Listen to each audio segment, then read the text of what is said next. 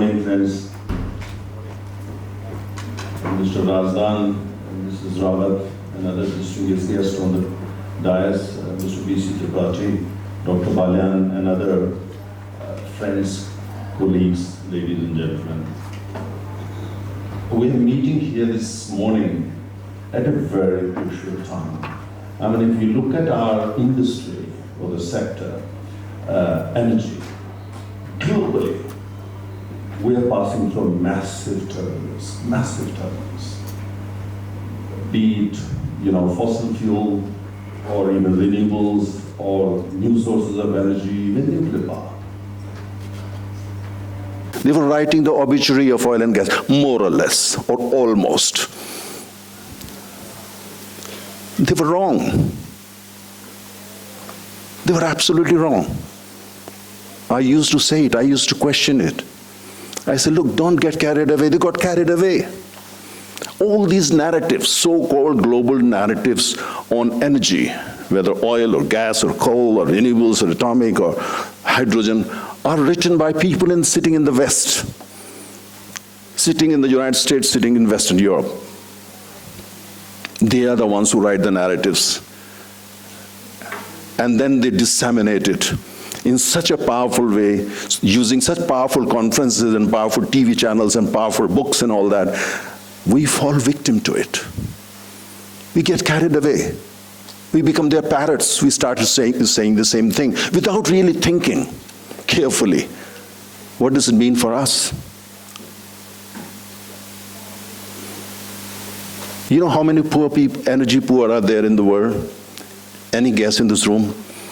We are 8 billion people on the ship called Mother Earth. 8 billion. And out of 8 billion, how many are energy poor or can be put in that category? Any guesses here in the room? Pardon? Who said 4 billion? Spot on. Spot on.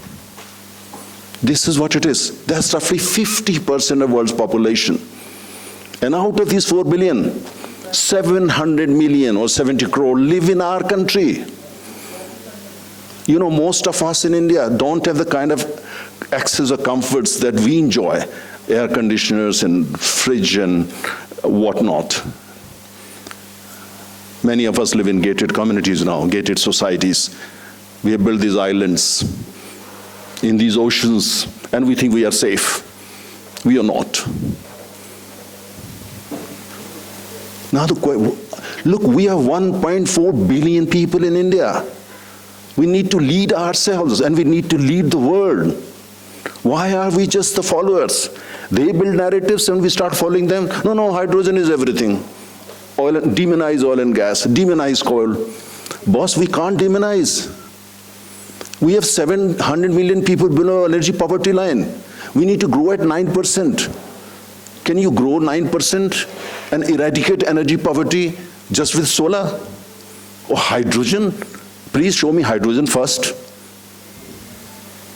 Economically viable hydrogen. It will happen 10 years from now, 7 years from now. Yes, I know, we know. But all that's happening in the renewable space, in most parts of the world, including India, is supplementing fossil fuel, is not replacing. Just supplementing. And we still have 70 crore energy poor in India alone. I'm not counting neighbors like Pakistan or Bangladesh. Why can't we develop our own thinking, our own leadership in terms of thoughts and narratives? Let them say what they say. Till yesterday, America was saying green energy, renewable, and demonizing oil and gas. Then there was a change of regime. A new man walked into the White House, and suddenly, demonization of oil and gas, renewable everywhere, to what? To what? Drill, baby, drill. Hello? Yesterday you wanted the entire world to follow you because you had that vision. We know that, why you was doing that, because it worked for you. It suited you, it suited your economy, your capital, your geopolitical strategies. And now drill, baby, drill. Well, luckily, for us and most parts of the world, 80% of the countries of the world, because 80% countries are energy deficit. Drill, baby, drill is a good news. Because the world needs more oil. World needs more gas. Even today, when you look at the global energy mix, and India is no different, 79.8% energy is still coming from fossil fuels. And what was the landscape 20 years ago? Same. And what is going to be the landscape in 5 years from now? The same. Because millions are graduating to middle class, demanding more energy, demanding more electricity. And then we say, oh, this is the age of electricity. Yes, we know this is the age of electricity. But billion-dollar question is where electricity is going to come from. Where? Solar alone? Why don't you run your factory, your office only on solar, and then let's have a chat over coffee? So be realistic. We need to grow at 9% in India. And for that, we need all sources of energy, including renewables. That's what we got to realize and lead the world. And therefore, when I see these things, part, of course, influenced by Western thinkers, Western narratives, we say, hey, we are making good money. Let's diversify. Let's become an integrated oil company. Let's get into everything, solar, wind, offshore wind, nuclear, you name it, and we get into it. Hello, why are you doing that? If you want to set up a company just for solar power, if you have money, you can bring technology, you can do that in 2 years. Can you build an E&P company in 2 years? Can you do that? You can't. It takes generations to build a company like ONGC or Oil India or any E&P company. And E&P, since you are going more deeper, ultra deep water, and so on and so forth, you need more technology, you need more expertise. So focus on that. Why are you getting into everything? Tomorrow you may want to get into food processing and whatnot. So I don't agree with this idea. Mrs. Rawat is here. ONGC is a great company. Why are you getting into everything? Just focus on E&P. Because we need you. The country needs you for another 20 years. We need more oil, natural gas for another 35 years. Focus on that. Let there be other companies focusing only on nuclear, only on solar. Invest in them. That's okay. Put in money. But don't spend your management bandwidth on this. Focus on deep water, ultra deep water, in India, abroad. Go for AQ2 oil and all that. Oil is not going to go away. Peak oil first conference happened in 1921. That's 104 years ago. So don't get into all these theories. And don't believe everything that's come from the West because they look different, or because they have Harvard, or because they have Oxford. Come on.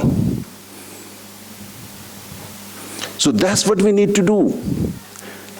And also, when it comes to national strategies for energy, we need to build consensus. We need to take all the states on board, all sectors on board, all opposition parties on board, and build a national roadmap, for energy. That's what we need to do, so that whosoever comes to power, in whichever state, we know that for next 20 years, 30 years, this is what we're going to do. And we need every single source of energy. So don't demonize oil, don't demonize gas, certainly don't demonize coal. King coal is the backbone of India's security. What is more important than energy security, or for that matter, security? Coal. Oil, we import 89%. Gas, we import 56%. Uranium, we import. Solar power equipment, cells and all that, we import roughly 80% of total requirement. So what gives us kind of good sleep night is coal when it comes to energy security. And you say that country is my friend, that country is my friend, they will provide. Come on. In politics, there are no friends. They are friends only if you are strong, if you can give them market. So that's what we need to do. You are industry leaders.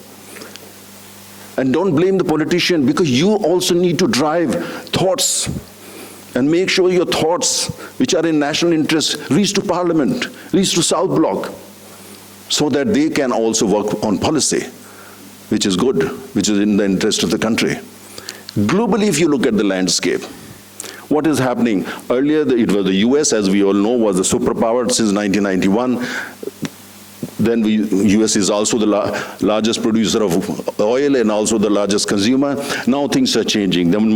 We are now heading towards a multipolar world. In terms of energy also, a multipolar world means it's not only one block or one power. There are going to be 5 or 6. We need to emerge as a power in our own right. We mean the Republic of India. And we can't do that without actually being a leader in the global energy space. Today we are not. We are not. If they say this is great, we all start emulating them, following them. Stop doing that. We got to be leader. You, all of us, you are industry leaders. And you have a very, very important task in your hand. So I'll just conclude with 3 points. Number 1, we need energy transition. But we need energy transition which is socially friendly. Which means that we are not leaving even a single Indian behind. Energy transition which doesn't serve every Indian is of no use. Energy transition for people like us in Delhi, Bombay, enjoying good life for them. Hey, coal pollutes and this pollutes, let's have this, and we feel better, the quality of air is improved. What about the quality of life, people living in other areas where they don't have access to basic fuel? Look at LPG, how LPG has completely changed the mood, the atmosphere, the culture, lifestyle of poor households across the country. Just this little red cylinder, which people like us take for granted. Go any small hut in UP and Bihar, ask the lady there how this cylinder has changed her life. That's what we need. More changes. But we got to provide it. So we need energy transition, not the way they want it in the West. No, energy transition, the way we look at it, the way it works for us. Number 2, energy security. For energy security is important that we develop a doctrine for energy security, which is not written in Niti Aayog or by 2 guys and 3 guys. I've been part of such exercises I can share with you. No. We need a doctrine for energy security where all states have participated, where all major companies have participated, where all parties have participated.